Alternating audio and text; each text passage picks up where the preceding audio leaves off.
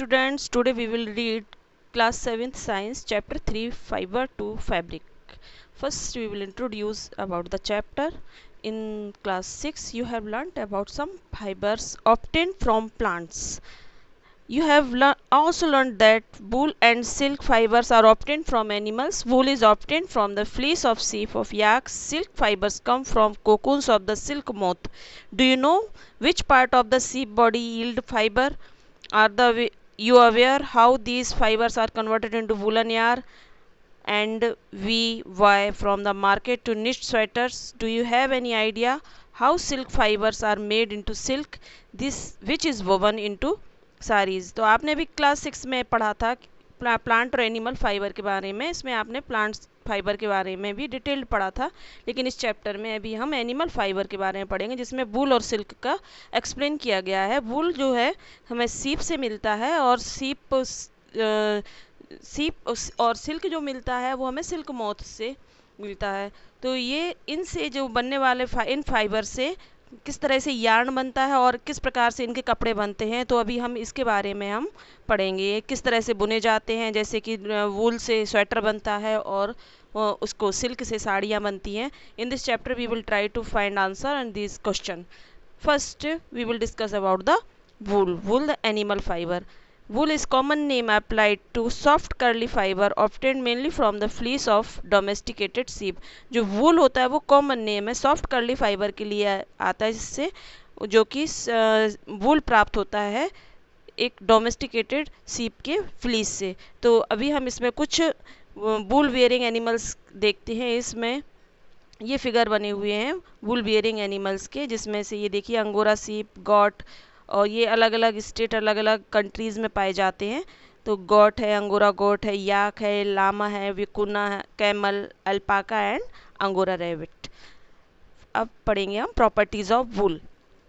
Fleece the hair on your body such as head as the rest of the body. You will notice that the hair on the rest of the bodies are very soft as compared to the hair on the head of the arm. Much the same way as the hairy skin of the sheep has two type of fibers that form its fleece. आप जानते हैं कि जैसे अभी हम कुछ हमारे body के कुछ हिस्सों में जो हेयर होते हैं वो सॉफ्ट होते हैं और कुछ जबकि कोर्स होते हैं, हार्ड होते हैं. इसी तरह से सेम सीप के बॉडी स्किन पर भी कुछ जगह कुछ हिस्सों में जो हेयर होते हैं वो सॉफ्ट होते हैं और कुछ कोर्स होते हैं. The coarse hair commonly called beard hair और कैंप. जो कोर्स हेयर होते हैं जिनको हम बियर्ड हेयर या कैंप कहते हैं. And the fine soft under hair close to the skin of the sheep commonly called wool. और जो सीप के स्किन के जस्ट पास जो हेयर होते हैं उनको हम वूल कहते हैं क्योंकि वो द बुल फाइबर है जिसके विच overlap the singles on the roof. और बुल फाइबर में जो स्केल्स होते हैं विच overlap the singles on the roof, वो स्केल्स ओवरलैप कर लेते हैं उसी के फाइबर को, धागे को ऊपर से ओवरलैप कर लेते हैं वो scales. Furthermore it is crimped and in some cases has more than 8 bends per centimetre. और इसके साथ साथ ही इसमें ये थोड़े मुड़े उभार जैसे होते हैं और ये पर सेंटीमीटर में 8 बैंड्स होते हैं. The number of crimps per centimeter determines fineness of wool. A fine wool like merino have more than 40 crimps per centimeter. और जो जितना वूल में ज़्यादा से ज़्यादा क्रिम्स होंगे पर सेंटीमीटर में उतना ही वूल फाइन माना जाता है. और ये फाइन वूल सबसे ज़्यादा मराइनो सीप से आता है. मराइनो नाम की जो सीप होती है, ब्रीड होती है, उससे आता है. और इसमें जो वूल के जो क्रिम्स होते हैं वो पर सेंटीमीटर में 40 क्रिम्स होते हैं. Camps or braid hair are contrast has little, it has scales and no crimps. Camp या beard hair की जो स्केल सीप के जो कैंप रफ कोर्स जो वूल होती है उसमें कोई भी क्रिम्प नहीं होते हैं, no crimp. They have little ability to bind into yarn. और इनमें यार्न में बाइंड होने की भी एबिलिटी कम होती है. The relative amount of kemp to wool varies from breed to breed. और जो रिलेटिव अमाउंट ऑफ कैंप से वूल बनने की जो रिलेटिवली अमाउंट होती है वो एक नस्ल से दूसरी नस्ल जब जाने पर ये वराइज भिन्न होती चली जाती है. This makes some fleece more desirable for spinning और कार्डिंग. इससे जो this makes fleece more desirable for spinning and carding. Makes fleece को बना मोर डिजायरेबल मतलब इसको थ्रेड में कन्वर्ट करने के लिए, स्पिनिंग करने के लिए इसमें ये डिज़ायरेबल बना देता है। The wool is generally creamy white in colour. Generally जो वूल होता है क्रीमी वाइट कलर का होता है। Some breeds of sheep produce wool of black, brown और ग्रे कलर। जो सीप के कुछ ब्रीड्स हैं वो प्रोड्यूस करती हैं, सीप की कुछ जो ब्रीड्स प्रोड्यूस करती हैं ब्लैक, ब्राउन और ग्रे कलर को भी प्रोड्यूस करती है। The scales and crimps in the wool fibre help to grip each other so that they stay together.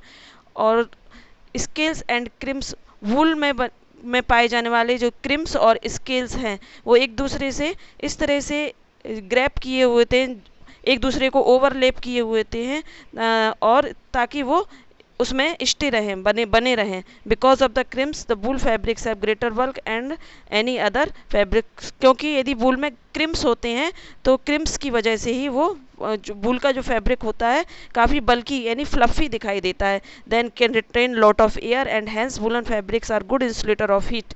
और इसमें क्रिम्स होने की वजह से ही ये वूल में लॉट ऑफ एयर रिटेन करने की भी क्षमता हो जाती है, और wool fabrics are good insulator of heat, heat के लिए गुड इंसुलेटर का काम करने लगते हैं। To some of the following are the properties of wool. Wool की जो प्रॉपर्टीज़ हैं वो इस प्रकार से है, मतलब ये पूरा जो पैसेज पढ़ा है इसमें से कुल मिला के जो प्रॉपर्टीज़ हैं वो इस तरह से नोट करना है आपको। On account of the crimps the wool is considerably resilient. यदि क्रिम्स के अकाउंट पर हम वूल को देखें तो ये वूल काफ़ी लचीला हो जाता है क्रिम्स होने की वजह से। It has a high tensile strength and elasticity. और वूल में टेंसाइल स्ट्रेंथ मतलब उसकी जो क्षमता और इलास्टिसिटी खींचने की जो क्षमता होती है वो भी हो जाती है, ज़्यादा हो जाती है। It can absorb a large amount of water.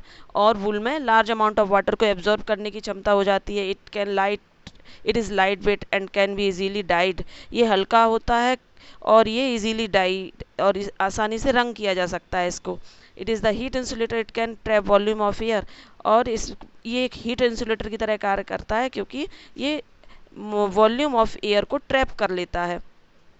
On account of the our properties woolen fabrics have ability to retain shape better than the fabrics made from other natural material।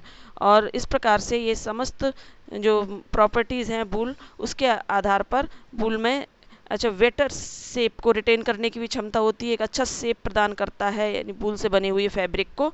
And the fabrics made from natural materials, जो अन्य जो material से बने हुए जो fabrics है, natural material से बने हुए फैब्रिक से की अपेक्षा ये वूलन फैब्रिक ज़्यादा अच्छा शेप प्रदान करते हैं।